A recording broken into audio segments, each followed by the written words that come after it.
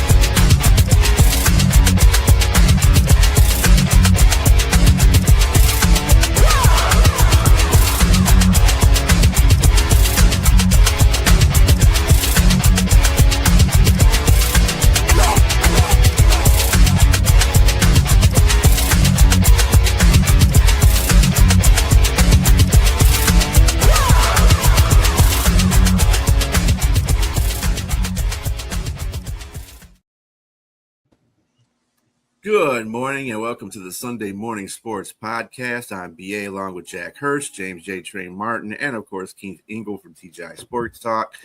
I hope you guys are doing good this morning. As always, got a few sports. Sports has been kind of quiet besides the NBA Finals and the NHL Stanley Cup.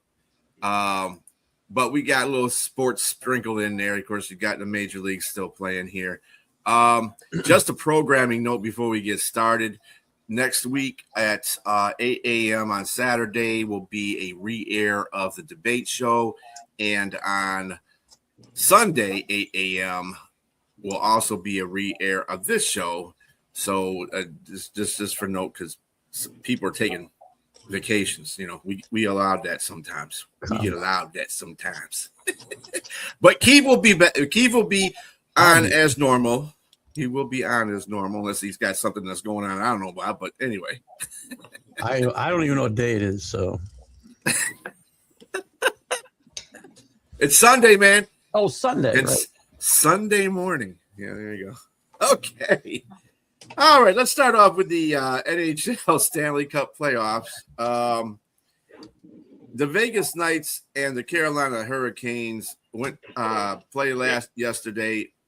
It was a nutty game. That game was nuts. Like after the first period, it was just a defensive game, and then just all hell broke loose out in the next two periods. It was like I don't know what got into both of them teams, but the Golden Knights did succeed in beating Carolina 5-4 in double overtime. To lead up to this point, there was two goals in the second period that were disallowed by Vegas. Vegas goals that were disallowed because one was an offsides, and I mean, it was an inch offsides, and the goalie. There was a goalie interference where the guy just smacked the goal. I mean, right in the side of the face, and the skate was in the crease. So those two, there's no controversy in those two disallowed goals because both of them deserve to be disallowed. So they got challenged both by the Hurricanes. So that was a good job by the Hurricane staff of challenging those calls. But that didn't last long because Mitch Marner, who's also leading the Stanley Cup playoffs in points, he had a hat trick in the second period in 6 minutes and 10 seconds, the fastest ever in the Stanley Cup. Dude was on a tear.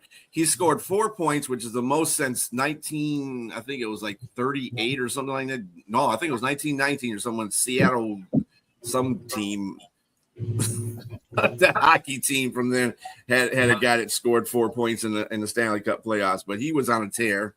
And then in the third period, you know, after everybody was like, yeah, this game is kind of over because it was 4-0 at that time.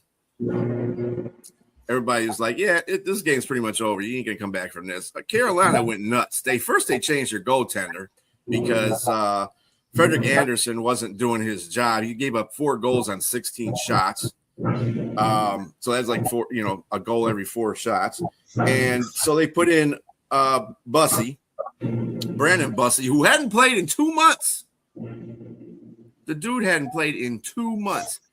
And was tested immediately when he went out there because Marnier was going out there looking for blood, and he challenged him with a shorthanded goal, tried to get a shorthanded goal on him and missed, and then he had a penalty shot. and he stopped Bussey stopped both of them, and he kept the Hurricanes in there. Then the Hurricanes just went nuts for about 39 seconds and scored 3 goals. Never seen anything like it. I never, and that's another Stanley Cup record right there. 39 seconds to score 3 goals. And then, of course, we were talking about this off air that Vegas did one of their dumb moves, and they decided that they were going to shoot the puck outside of the arena and get a call for that with 4.5 minutes left in the game, and you gave Carolina Hurricanes the opportunity to tie the score up, which they did. And it was, again, another controversial goal. The goaltender, I mean, it's like everybody collapsed on the goalie in this goal, and the puck got pushed in, but there was no goalie interference because the guy that ran into the goalie got pushed into the goalie. So they qualified it as a goal. Then we went into the first overtime, of course, no score. And in the second overtime, off a wacky bounce off Burr's skate, which was shot by Shea Theodore. That's what won the game. So we're at 2-1 for the Vegas Knights, and they in Cup history, teams winning the third game win at a 80.6% clip. Not to say the series is over. They still have of course, Carolina still has a chance, but that's pretty damning odds, I would have to say, for any team in the Stanley Cups.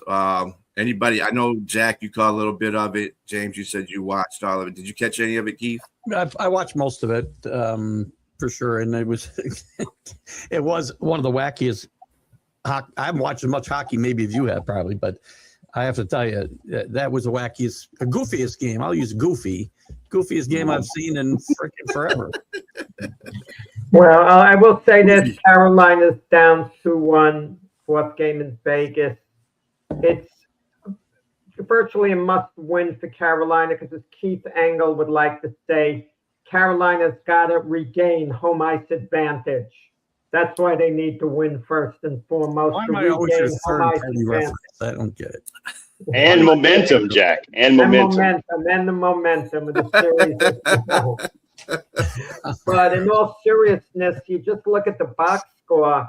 It is kind of crazy that one team, Vegas, outscores Carolina by 4 goals to go up 4-0 in the second period. And then Carolina returns the favor by 4 goals. I mean, just flip-flop that. Has that even ever happened in NHL playoff history, 4 goals each? And then, of course, things stabilized in overtime. And once it gets into overtime, obviously anything could happen, but one team could thoroughly outplay the other, and the puck could bounce a certain way.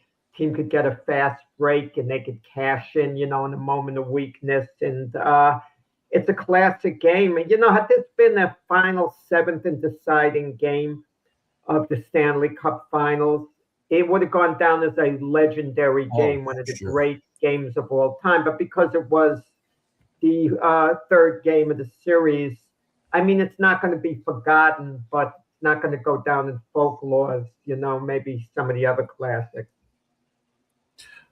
I mean, you still got a series. Like every one of these games has almost been like a game 7 to me because it's been 1-goal games. In fact, I said whoever's going to win this game. 2 or 3. Yeah, I said every one of these games. Nobody can hold a lead in this whole series. The teams get ahead by a couple, 3-4 goals now, and they can't hold the lead. Yeah, I think that another thing I was saying too, that like if the Golden Knights, they have penalties at the bad times, and they really should be up in this series 3-0. It'd be close 3-0, but it'd still be a 3-0 series. That one in the second game, they should have never had a penalty in that, but he decided to hold somebody at the wrong time, and that's why Carolina won that game.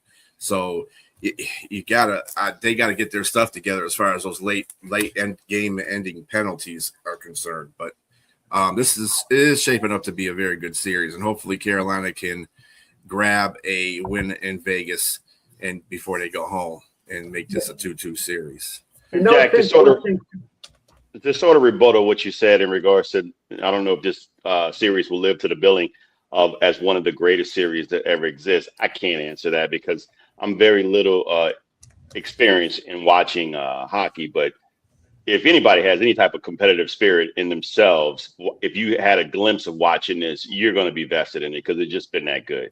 And to me, just watch. We might get 2 semi-legendary days of sports on June 16th and 17th, because June 16th is the 6th game of the NBA Finals. If the Knicks win that, and then the next night they play Game 7, if it comes down to that, at the Stanley Cup Finals, and if the hockey game is anything like yesterday's, you take the insanity of the Knicks if they do win it in 6 games, the title, and then the next night, one of the classic NHL games of all time. If that happens, I mean, that'll be 2, back-to-back days that'll be unlike any other. I wonder if this NHL, regardless of how it goes, Jack, you mentioned off air, and I kind of agree with it. Even if this ends up a classic 7-game Stanley Cup, I think the teams that are playing might dilute that just a little bit because of the lack of history, and it's not the original 6 involved, and I think it hurts it a little bit. It's sad that it will, but that's kind of hockey's situation. Oh, here goes Keith and his blue blood.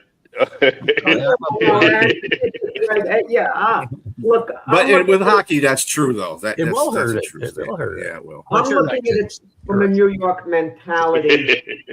I know the Knicks in the finals, but is anyone in New York, unless they're a hardcore hockey fan, really into this series the way they should be? It's really not at this area in the country. Maybe elsewhere. Colorado and Las Vegas are fairly close to one another.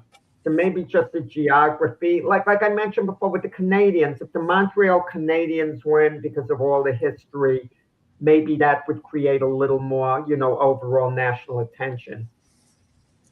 I think the original 16 would.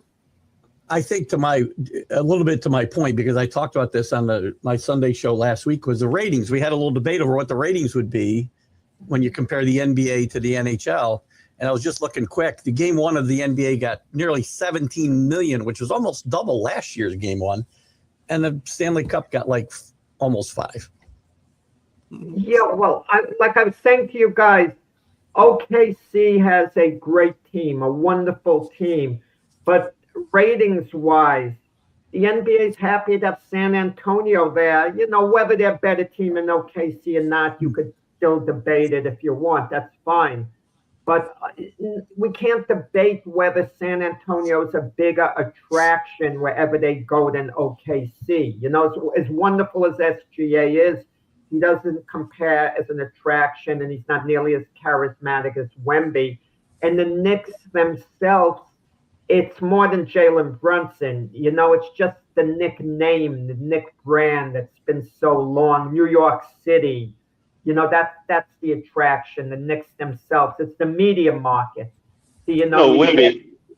San Antonio is a small market, but it has like an international superstar on it. So, I mean, both OKC and I mean, so you got somebody that's well known, and he's big. I mean, you can't miss him. He's this guy swatting everybody's ball out. He's 7'4". So, of course, he's going to bring more attention to himself. I mean, and he's kind of cocky, too. So that makes even more attention. That brings more attention to him. So he's just not like quiet like SGA. Game 7 got 16 million. The Spurs and Thunder got 16 million viewers too. So I think I think when the Wemby effect in large, but the only team that would have been the biggest attraction of all, if between LeBron and Luka, had they gotten to the finals, and the Lakers brand and all. That's the only thing that would have exceeded what they have now. They would have actually been the biggest brand of all. Maybe that's a good debate. What's the biggest brand in all sports of all teams? And my guess would be it would be the Lakers. And I get that for a fact, a point, but again, if you got Laker fans, and I'm using that term loosely, as well as New York Knicks fans. I would probably appreciate the New York Knicks fans more than I probably, because LA fans, you got the LA fans and you got the bandwagoners. And those are everybody across the country that'll jump on LA Lakers bandwagon as soon as they do really well. And that's what helps their brand. And it's New York hasn't had that in a while because they haven't been a finals team. But if they start doing something like that, then they'll start getting right back into that spotlight too, because people will be jumping on the Knicks bandwagon and then all across the nation. And people will say, yeah, Knicks. Yeah, I'm a Knicks fan. You ain't been a fan your day in your life. You just like them because they win it. So it's just like Chicago. It's just like Chicago Bulls when Michael Jordan was there. And nobody knew about Chicago until Michael Jordan got on there, and then everybody's jumping on a bandwagon. This Chicago whatever market. Radio host labeled the Knicks fans the most obnoxious in all of sports. You know what? Really? I can't believe it, but yes. Well, I'm going to say, B, what helps LA Lakers lore to continue is having the we have championships long ago, and you have windows, clusters of championships. They weren't just winning spacing here and there. Like we talk about the New York Knicks, the last time they won was 1973. The Lakers have had clusters of championships in the 80s and the 2000s, so that's key. And then all these people is bringing about new generations that are appreciating that too. So that has to be accounted for is with that. And you can look at it in football, like Dallas. They were the ones that were on TV and they were winning championships around the time. So, and the moniker that they taken on America's team, people still talk about whether you love them or hate them. They still talk about Dallas, and they're their most expensive team in the NFL. Mm-hmm. Correct. Speaking of the NBA Finals, of course, where San Antonio finds themselves in an 0-2 hole going to MSG. What do you guys expect in Game 3 from either one of the teams? To tell you the truth, I mean, I know Keith, you expect them to win. But I do expect to win, but I think I expect the Spurs to play better. Here's the thing: the Spurs played better than the Knicks a lot of that game in Game 2, except when it mattered. Again, this is 2 games in a row. Except when it mattered, the Knicks were better, and they picked up Brunson, who hasn't played well for 2 games. He didn't play well again the other night, but he's been picked up because Cat's been the best player on the team. Followed by Brunson's been playing. He's been clutch in certain situations. Brunson, he played well when it mattered, though. The clutch shot at the end matters. Yeah, 7 for 24, though. I mean, no, it's not great. No. You can't just erase those numbers, right? And Bridges and Cat kept them in that game, and OG had a good game the other night too. So, and Brunson's not. I'm not trying to knock Brunson. He's just been down, but other guys have picked him up. And the Spurs, again, they're a young team, and you see it, I think, in clutch moments. Wemby, you can't be turning that ball over. That game's over. Over, I think. So when the game was tied up. I don't. They're going to win the game. We don't know what would have happened had the game gone into overtime. One thing I don't understand, and I know little about basketball, I'm not nearly as knowledgeable coaching-wise as the other, is, the NBA coaches I coached in high school, but it's minuscule compared to the others. All this talk, defensive and offensive coaches, it's not like football coordinators, and I don't get it. The coaching of San Antonio has been lacking on the offensive end. Defensively, they've been really, really superb. Now, no one brings this up. Sean Sweeney, their primary assistant coach on San Antonio, he agreed, a couple of weeks ago or so, to be the new head coach of the Orlando Magic. And we've talked about this in football. Once you agree to be a head coach elsewhere and you stay on for the duration, I'm not saying you're not trying to be professional and do the best you can. I'm not saying that, but you're half checked out. It's natural. You're not going to tell me, guys, for one moment, he's not thinking of the Orlando Magic all the time, what moves they can make. He's there, and it's a dilemma for San Antonio. Are you supposed to tell him once you agree to be the Magic coach? You can't hold him back from interviewing for that job. But what are you supposed to do? I think he's half checked out in a sense. They're I don't think supposed that's to the do problem, this. though. They're supposed to do that after the season, in my opinion, The for every interviews. sport. No one should be Yeah. allowed to interview until after the NBA finals. All the That's sports. I agree. All sports still- should be the same way. All sports. Yes, I agree with everything what you guys are saying, but at the end of the day, the players are the ones on the floor. They got to be held accountable. That pass that Wemby threw to Stephon Cancel, that wasn't on the coach. That's on Wemby. And Yeah, it's so Yeah. Yeah, there you guys go. And, I blame Keith more than you, James. You just follow Keith's lead. Whatever Keith says, you're going to follow. And Brian doesn't want to get involved, so he keeps out of it. One little mistake there. I'll call it a big huge mistake one. at the time of the game. It was You want huge. to label the guy. That's Cost all the you're going game. to remember. You're not going to remember Wemby playing a great second half outside of that sequence. I clearly remember that, but that particular play cost them the game. 100%. That cost them the game. Not a little mistake. That's a No, huge of course, mistake. if you want to know something, had Wemby's final jump shot been just 6 inches or so short of the We ball forget going it. in the basket, We forget it. the narrative changes. It's one apiece. You're hailing Wemby, a legendary performance, the way he came back from making the mistake. If. Yes. Jack says a lot of ifs in this world. I mean, I don't know. We deal a lot of hypotheticals, Jack, here. So, that's a lot Well, of ifs. the big if is if Wemby was playing like he played in the second half and the first half, Oh. he probably wouldn't be talking about a 2-0 deficit. Barkley ripped him because- at halftime, and I think, I'm sorry, it was Shaq ripped him at halftime, and he was right. Yeah. He He showed needs no to play energy. like a big man. Yeah. I mean, I know to James' point, he's always talking about the defense that they're putting on him.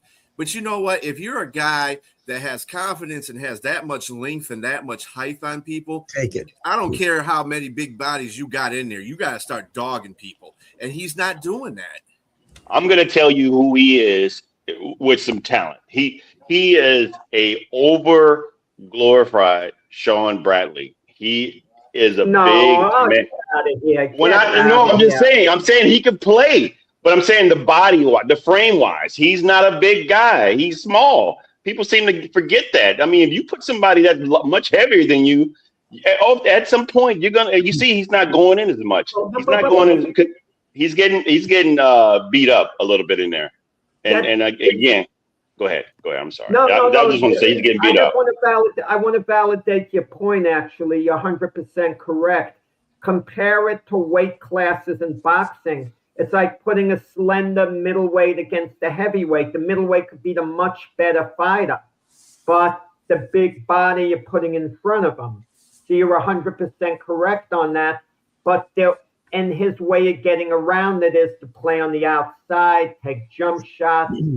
But you're 100% correct. There's no reason, especially that last play of the game, Wemby couldn't take the ball to the basket, dribble towards the basket, draw a foul or whatever. And we got to remember, this is the playoffs. They're allowed to beat each other up a little bit more than they are in the regular season. They have let him You play. don't. Yeah. And I want to ask Keith this. I don't complain about the officials. That's not me. I hate when it's done, but it seemed like in game 2, the Knicks got the short end of the calls by far. Like, I was mystified some of the calls, and even the commentators were. You'd see the replays, and if I'm Mike Brown, I make a major fuss about the officiating before game 3 because the officials are human, and the officials are going into the Lions' den of Madison Square Garden. People think about, the Spurs, are they going to be intimidated? They don't realize officials are human. They can be intimidated as well. I know they're not supposed to be, and I'll say they never are, but they have to have it in the back of their mind. They don't want to deal with a hostile crowd if possible. It was only a 6 free throw difference. It wasn't horrible. I mean, but I think they let him play. Now, with that said, the head of the audiovisual club for the Knicks might have been the MVP of the game when he talked Mike Brown into replaying that OG foul at the end. Which was obviously a foul. So to your point, Jack, they missed that one. But that guy, good thing we have 15 coaches because that guy's the head of the video department. So that's what's deciding games today. Yeah, Knicks Yeah, I will mean- probably get the calls in Madison Square Garden though. So The thing about it too is at least one game in a series is going to be called really bad yeah, because referees aren't always the I don't blame referees. we know they're not perfect, so Can't blame referees. I'm Yeah. never blaming referees for losing games ever. Well, I'm going to go on and say that I think that they're going to win. I think the Spurs are going to win this game. They're going to go into a hostile crowd. And I mean, we can look and see that the New York Knicks fans there's going to be a ruckus. We just debated on this yesterday. Will they, be the greatest fandom or post finals in New York history? I think it probably will be because of how they're already celebrating now and they haven't even won a championship. But I think the Spurs are going to go in there. Yeah. Who's celebrating? Oh The no, the Knicks fans. fans. I mean, not Yeah, you. okay. The Knicks fans are. The Knicks fans are for Well, sure. I mean, they're jumping. Come on, you're not watching. You're not watching these people jumping on ambulances and everything else right now. Come on, they are definitely celebrating. Imagine when they win, what they're going to do with those cars. That's what I'm saying. Yes. The Spurs are going to beat the Knicks in the NBA Finals next year.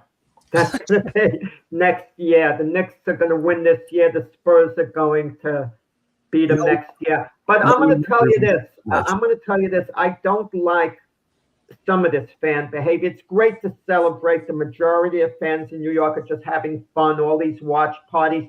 They're taking to the streets right now in the series. I mean, you got 2 long games to go. It's not a short thing.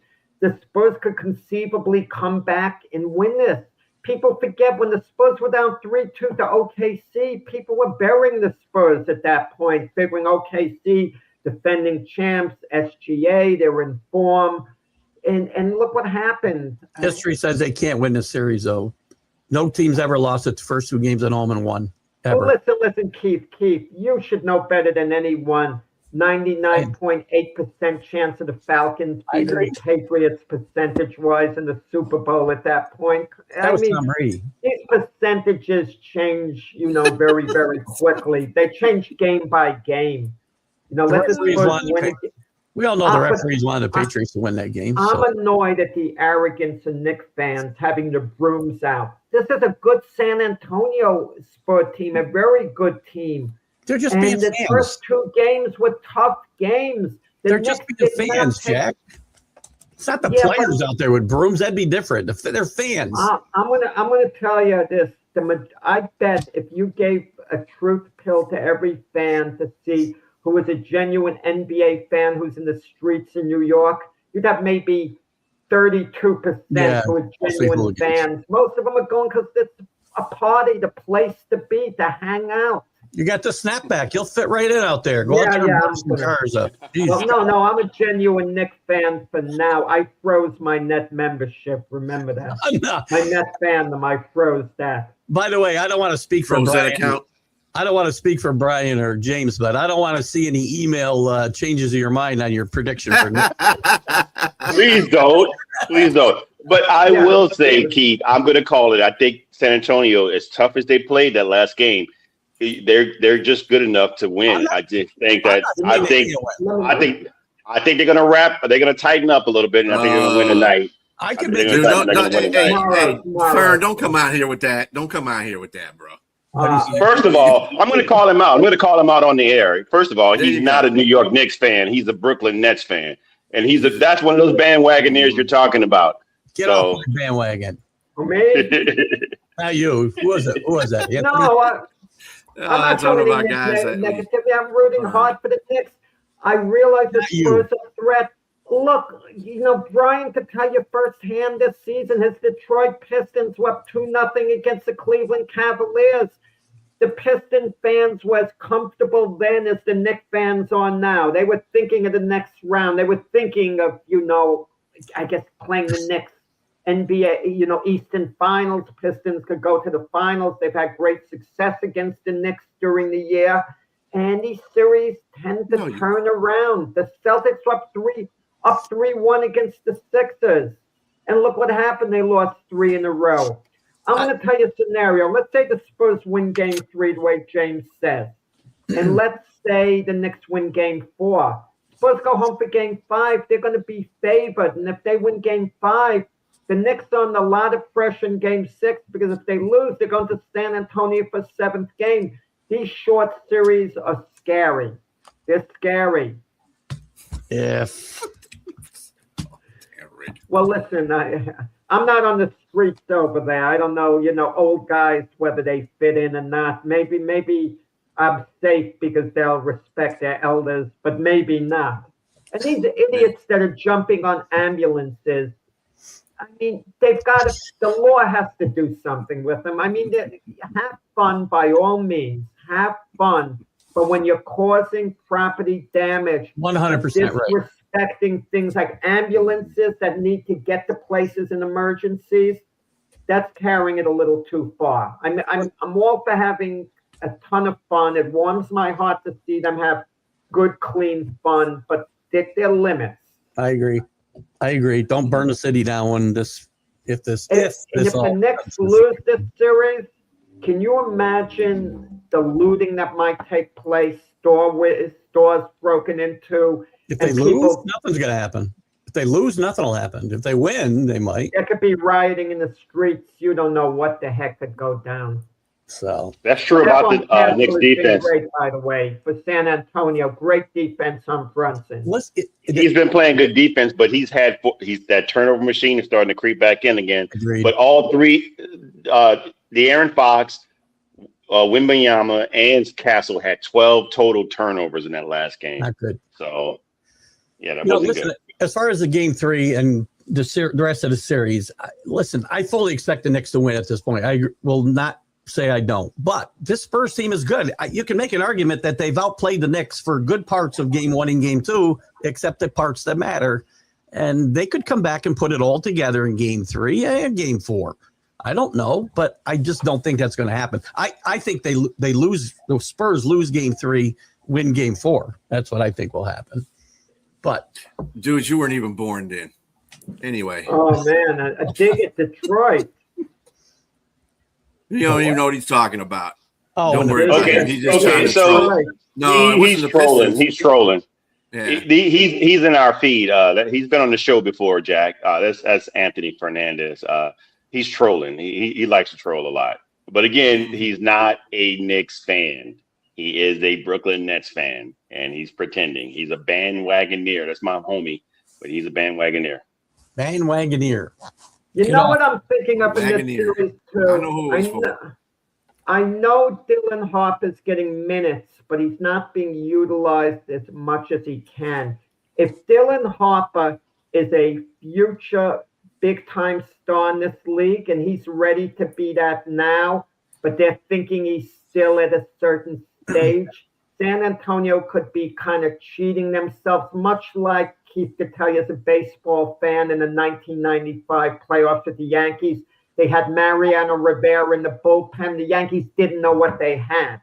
So they didn't utilize him in the big spot in the deciding game. They let David Cohn throw 147 pitches when they could have gone to Mariano, but they didn't know what they had.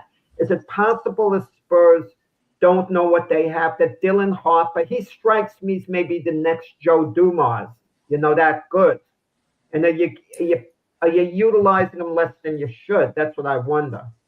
I think that there's a maturity process with Dylan Harper. I think he's a really good player, but even his coach will tell you that there's times he goes through an immaturity lapse, and he's done cussed him out a couple of times on the sideline on national TV because of his lapses in judgment.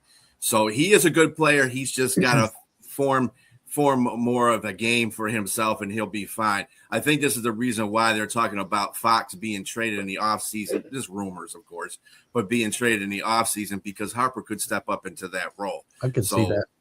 Yeah, he's a good player. He is a really good player. He just makes some bad decisions sometimes. So Fox played well. Game 3, Fox played well. So you see the maturity. Yeah, but he also had a bad turnover in the latter part of that fourth quarter. He did. So, they again, it happens. I just think that I agree with what you guys are saying about Dylan. What B is saying about Dylan Harper. Just a little bit more maturity. But I mean, I have to agree with you, Jack. He's highly talented. You can see it. for sure. Yeah. You know the ironic part about it. He grew up in New York, lifelong Knicks fan. He's been wanting the Knicks his whole life badly to win a championship, and now he's playing against Nice them, playing trying to against deprive them, him. yeah. They're not mixed emotions. Life is obviously. funny like that. He's 100% for his team, the Spurs, to win.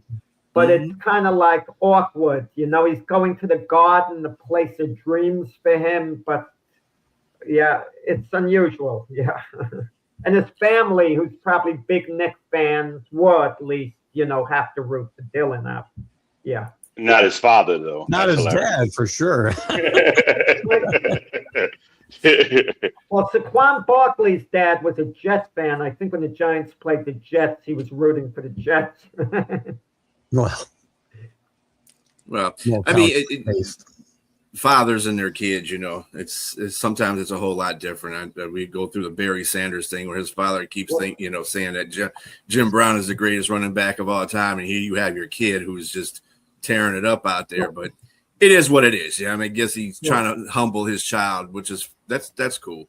Archie Manning, I'll close on this. Archie Manning said it best before the Colts played James' Saints. Archie Manning is one of the all-time Saint legends, lives in the New Orleans area. Who are you rooting for? And he said, I'm rooting for my son. Rooting for Peyton. That was a great way of putting it. He didn't say, I'm rooting for the Colts. I'm rooting for my son. Mm-hmm. Right. For sure. I see a lot of parents doing that for their kids too. And Jack, to that point, I'm so glad he had a major letdown.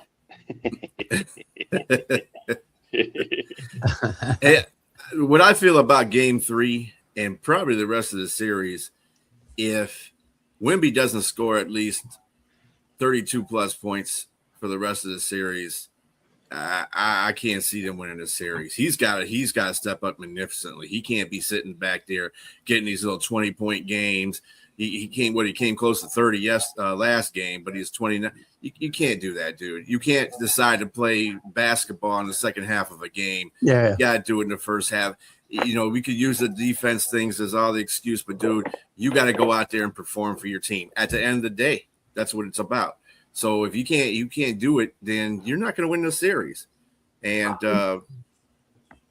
that's how I feel about it. Well, can I just say something? And I don't think we're all giving Wemby credit for this one thing. Not since Bill Russell has there been a player who's redirected the opposition's shots the way he has. By them trying to go over him, around him, he's redirected shots. That doesn't show up in the box score, his value on defense. Think of the way Brunson has tried to overcompensate. Think of Josh Hart. He's on a breakaway to take the ball to the basket. He notices Wemby coming up to his side. He pulls up and takes a three instead of taking it to the basket. He would have taken it to the basket with any other player, I think, in the NBA. But that's the Wemby effect. McBride took a three-pointer that I thought was going to hit the top of the arena by the time I started coming back. So, Jack, to your point of what you've been saying before about Wemby, he's just 22. He's young. This is going to take more time. And what Brian is saying, if he don't go in, I think part of it, unfortunately, I think that the San Antonio Spurs, with the talent on their team, still have an opportunity to win this series.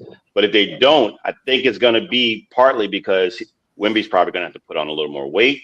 He's probably going to have to learn a few more moves in the post.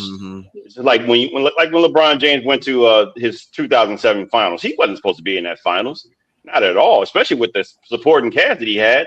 And when he met the Spurs, they exposed everything about LeBron James, what he was lacking. He didn't have a three-pointer shot, three-point shot.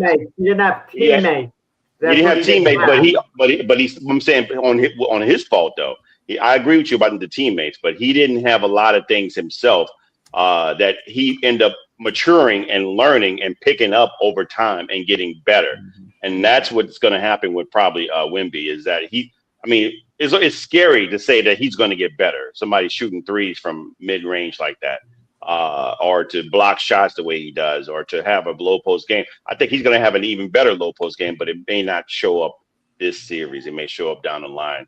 You wanted to Wemby's career the way at least I assumed he's going to have some championships. maybe he's going to be another version of Wilt Chamberlain, who if he were playing today, we'd say Wilt is the eighth wonder of the world. There'll be no stopping him in the future. And he did win a couple of championships, but he underachieved as far as winning goes. You kind of wonder with Wemby. I know it happened with Jordan. It took him 7 years to win a championship. It took LeBron a lot of years. You kind of wonder with Wemby, is he necessarily going to get there? I think he will. But you kind of wonder is it as sure thing as at least I made it out to be. They're going to make it there. Just in the fact that we're talking about players that are playing with him too, like Dylan Harper. He's going to be one of those guys that are going to be a force. The point of this whole situation with San Antonio is they're young. They all have to mature, and they're all young at the same time. So it's just a maturity process that has to come up with them. Once they get to that point, they'll be an unstoppable force, like that you were alluding to before, Jack. And it's going to be hard to beat them pretty soon. It's going to probably take a couple of years for them. This is a good stepping stone for them. Even if they lose this finals, this will be a good stepping stone for them because they'll have a process where they learn. It's like OKC last year, even though they won the finals, that was a good stepping stone. They had a playoff drive before in the year before. So all that's the stepping stone. So as long as that continues to happen with San Antonio, I don't see them slowing down one bit. I just think. But flipping the coin, we also have to give credit to New York's defense. New York has been outstanding on their defense front. They don't play zone; they play ISO man to man. And you have people like OG Anunoby has been great. He's been great. And I mean, obviously all season he was rewarded for, what was he, second team, third team all defense or something like that? Yeah. Third team, I think.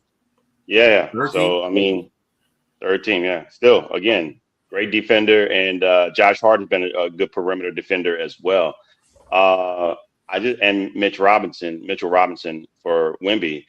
Again, that's the factor to me. I think going in, he doesn't want to go in. And that's what you, but I think Shaq and Charles Barkley calling him out.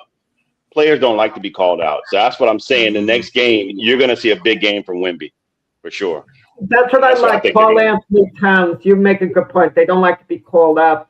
What makes Karl Anthony Towns special in a sense is his demeanor. He was called out by Shaq pretty savagely during the season. And then he's after playoff game being interviewed. It seemed like he liked Shaq. He had no resentment at all towards Shaq, what Shaq had to say. Josh Hart and Karl Anthony Towns can't afford to get into early foul trouble. They just can't. Josh Hart is always complaining about every foul. I mean, fouls that it's obvious he committed. Yes, I mean, he's getting to be a little annoying. It reminds me of a kid I had at the boys' club. We'd have these inter-squad basketball games. I'd be officiating. He'd commit the kid an obvious foul. He'd look at me, are you crazy? You know, like he obviously smacked the guy's hand. I mean, Hart should be a wide receiver in the NFL. Is what he should be. Oh, yeah. The way he complains. Oh, yeah. And the flopping. Some of the guys I understand have to hit the deck, but they're still acting. The acting's still going on.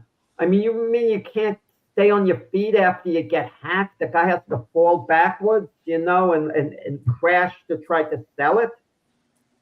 Well, what I thought was really funny about that whole situation. We talk about different players and their flapping things, but Wemby in the last game, when he put up the last shot, instead of driving to the hole, he pulled up and took the shot, and then he fell down.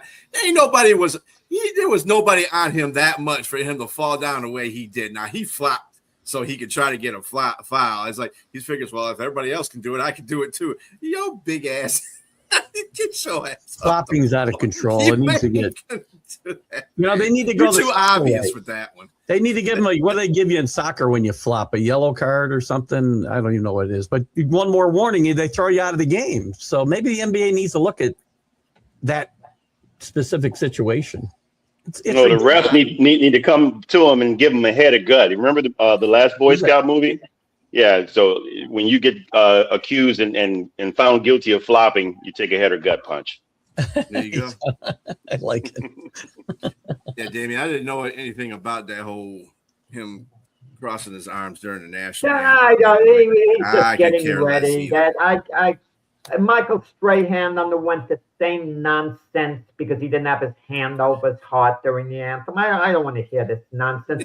They're not trying to Wemby? make. Yeah. Wemby's not trying to make any. Yeah, that's First of arms all, he- crossed during the national. Come on, He's a man. friend. Let's be fair. He's not even American. I mean, but he wasn't being come on. disrespectful at all. I don't want to hear These it. guys are thinking about, as Jack kind of alluded to, they're getting ready for they're getting mentally ready to play a big game. Exactly. I don't have, You guys calling me as far as talking about boxing. You know how many times we hear during a country's anthem the fighters shadow boxing in the ring? Like getting ready, someone Yeah. bouncing up and down. They want to remain loose or whatever. They're into the game, and that's not disrespecting the anthem. I guarantee you that came from the source came from New York media on that whole crossing the arms during the. No, they look for they look for anything to tear down whoever. But New York media will put that out there.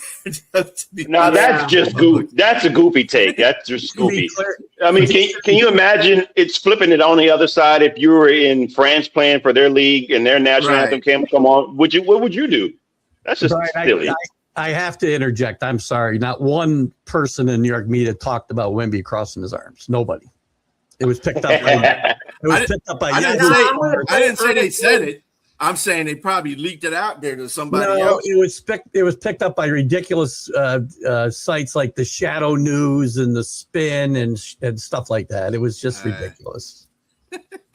They're just reaching. You know what I They're love reaching. about? Trolling. Oh, was that Keith Right? Cousins? They're trolling.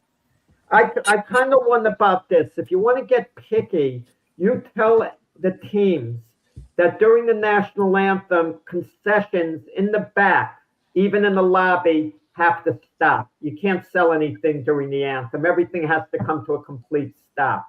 But they're selling stuff back. That guy wants to buy a hot dog during the anthem. He's in the Exactly. corridor. They're going to sell it to him. When all this stuff was going, not to go down this rabbit hole, but even when all this stuff was going on with the NFL, for years the NFL never even showed the freaking national anthem during like the week-to-week games. Never. They cut to commercial. So it didn't become a thing until somebody made it a thing. Yeah, made it a thing. Yeah. Capitalism before nationalism, I guess. That's what it is. All right. So we do have other sports going on, by the way. Amazingly enough. Kentucky Derby victor Golden Tempo wins the Belmont Stakes. If anybody's interested in horse racing.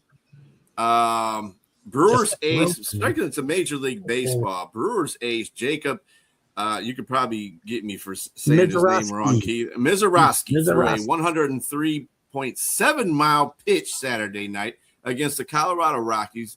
Fastest by a starter since tracking began in 2008. That might have been a friendly radar gun, by the way. But He threw about 48 pitches. But he's had 12 of the top. I think he's had 12 top speeds lately too. He's only 24 years old now. I didn't say the pitch was a strike; it was low and outside. But it's a point of matter. It was 103.7. So I mean, hey, that's pretty fast. They probably didn't even know it was low and outside. They probably needed the box to tell them that. They couldn't see it. I don't know. He does hurt that kid. Yeah, he threw one game, I think, 48 pitches over 100 miles per hour. It's insane. You wonder, is his arm going to hold up for years to come when you're throwing that hard? Not the way they baby pitchers today, it won't. It's always a question. It's always a question with pitchers. Speaking of pitchers, Skubal is also, he's starting his rehab assignment. He had to do it at AA because AAA was rained out, so he had to play for a AA team. So he's getting ready to come back. Your guy in the Yankees, not Aaron Boone, Aaron Judge. Aaron Judge is going to be out, 4 to 6 weeks, they say? Minimum. Maybe more than that. We don't know. I would expect him back in August, probably. Now, I remember we talked about this earlier, too, me and James, and I think Jack, too, as well. Do you think this is going to how do you think this is going to be against – actually, it was Sonia that we were talking about that. How do you think this is going to be for the Yankees? Are they going to be able to stabilize, staying in second place, maybe even trying to take first place? Or do you think it's going to be – because, they're like 500 when he's out. Pitching's good enough to carry him for a bit. And then the American League really stinks, by the way, I think. It does. They're going to – wild card should be easy. The Rays have struggled recently. So Jack mentioned the Blue Jays coming back, I think, on Friday. I'd worry about the Blue Jays more than the Rays at this point in the division. Yeah. But the Yankees, I think, have enough. They're going to struggle to score runs. I mean, they struggle to score runs with Judge. So some guys have to step up that haven't played well up to this point. But the pitching's really good. If the pitching holds up, they'll stay in games. Statistically, the New York Yankees are 132 to 121, like you said, just slightly above 500 since 2018, with Aaron Judge out. But that better starting pitching now. That's the thing as well. I think a bigger key is their bullpen. I mean, Judge is invaluable. He's a difference maker, but they have enough quality players where they could kind of fill in the gap. This isn't like the Buffalo Bills losing Josh Allen and you're going with your backup. It's baseball, and it isn't like the Spurs losing Wemby and kind of patching things up. In baseball, you could kind of get away with things. It's still hard, and losing Judge is a big blow during the time he's out. Don't misunderstand me, because he's a difference maker without question. But baseball, it's not as devastating as it would be, like football losing your quarterback, or basketball losing your best player. And they've got a pretty good cushion in a wild card race right now. They're 11 games over 500. If they play 500 the rest of the year, they're going to win They're going to get a wild card at 11 games over, because the American League's just awful. I think the last wild card team in the American League is under 500 right now, if I'm not mistaken. You're correct. Yeah. Yep. I'm just because in the MLB, we always take that for granted. You have a good and to Jack's point, let me tell you something. To Jack's point, that doesn't really make a lot of difference in teams. Well, in sports that have greater number of players, for instance, like football, if you lose a guy, you could basically make up the ground for that guy, even if he's like an offside. Like, say, for instance, if Philadelphia lost Saquon for a period of time, I think they could basically continue to win. They might not be able to win every game, but they'll be more, and it won't be favored in a lot of games, but they can win games. In baseball, it's the same way. I think if you lose a player, you have a player. You got other players around it that'll step up to do that. Hockey and basketball, of course, you only got 5 players on a team, and you've got lines on the hockey teams. But it's still, you lose a player of any caliber, you might be in for a hurt. So, yeah, I think it's just the most players based on the sport. They need to manufacture runs better, right? Jack and I talked about a little bit Friday. They've done a little bit of that, played some small ball recently, and they're going to need to do more of that, because they don't have a thumper in there right now at all. Well, Ben Rice, I guess, is that. Well, Giancarlo Stanton, if he comes back and goes on one of his tears, that can make a big difference. For 2 weeks. And then having Judge for the playoffs, that's the main thing. The playoffs are on the lock, but they're probably going to be a playoff team, the Yankees, one way or the other. And as long as you have a Judge back at that point, all's well. All becomes irrelevant, him missing this time. Other news, we have World Cups. Will begin Friday. Real quick, can I say one more thing on baseball? Sure. I think Christopher Sanchez got his 50 and 2/3 inning scoreless streak broken the other day. Tremendous streak, by the way, one of the longer ones in baseball history, but a little different than Orel Hershiser's record, because Hershiser was completing every game, but still, I think it's still a great accomplishment. So kudos to him. They allow players to complete games then more than they do today, though. That's for sure. Complete a game. What is that? Anyway. Right? Complete game. It's a pitch count now. I mean, they don't get the goal. It's a pitch count or the inning. It depends whichever comes first. Don't get me going. Right. Hey, I'll be on that same path with you, Keith. World Cup will begin on Friday with the U.S. taking on Paraguay. They had a little match with the Germany, which they lost 2-1. It was funny because, even though they lost the match, everybody was like, oh, yeah, but they really played good in it. I was like, but they lost. What's the point? I mean, you can have all the attitude you want. Where are they playing their games in this first group? I think their first game is in Chicago. Yeah. I got the pools, but I couldn't find the sites. Match up the sites to the pools. Dylan Larkin asked for a trade out of Detroit, which I don't blame him. A lot of people in Detroit are like, "Well, you get out then." The problem is Steve Yzerman. He's not. He came in here and promised to get this team back in the playoffs. He's been here for 7 years. He hasn't done jack. He hasn't put nothing around Dylan Larkin. Dylan Larkin's been here for 10 years. He ain't in a playoff. He ain't been in the playoffs yet. I'd want to get traded too. And for a guy who came out of University of Michigan, was born in Michigan, to say he wants out of the Red Wings tells you a whole bunch about how the Red Wings organization is. That's all I'm going to say. Yeah, and Red Wings have really become irrelevant. When you think of it, it's one of the original six. And, They're sucking it up. I'll be up for Jack to let you know and rub it in when something's not good and you're like me, my Saints taking shots, taking sprays. Sure. We do that with the Jets too. So things. Oh, you got to do it with the Jets. You have no choice but to do it with the Jets. No, let's be honest. Things are terrible in Detroit sports. The Red Wings are awful, and they're not addressing the situation. Oh, wait. Yay, another shot to the chin there.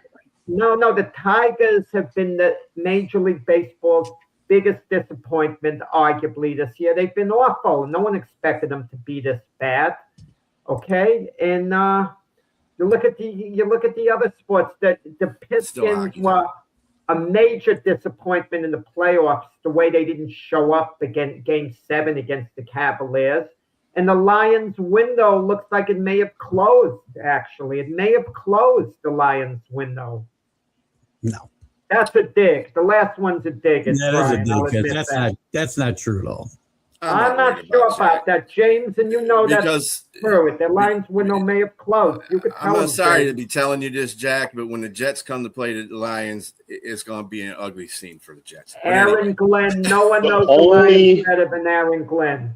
He don't know. The only way the Lions window is closing is if their offensive coordinator is not showing that he has the potential to utilize all that talent, because they are still talented. The team is still there. So if they can put it together and put offensively, get that talent to get that engine running again, then no, I don't think the window's closed, because it's a big misdemeanor on that whole situation anyway, because it's not the offense that has the problem. They were top 5 offense last year. The problem is that offensive line. If that offensive line can be stable, they'll be fine. The defense is the problem that the Lions have. They have constant injuries on there. We don't know if his safeties are coming back or anything like that, because Dan Campbell said they don't know what's going on with Kirby. And then Brian Branch is coming back from ACL. So, and he won't be back until probably November. So we got safety issues. That's the biggest problem with our defense right now. So it is what it is. We'll see what happens. I always say this is a wait and see team. Anyway, on that note, this will conclude the show. Again, remember, next week is a re-air for both the debate show and the Sunday Morning Sports podcast. Also, catch Keith Engel next on the Stream of Consciousness. Everybody, have a great rest of your Sunday. Let me get this banner off here first. Okay. Peace, everybody.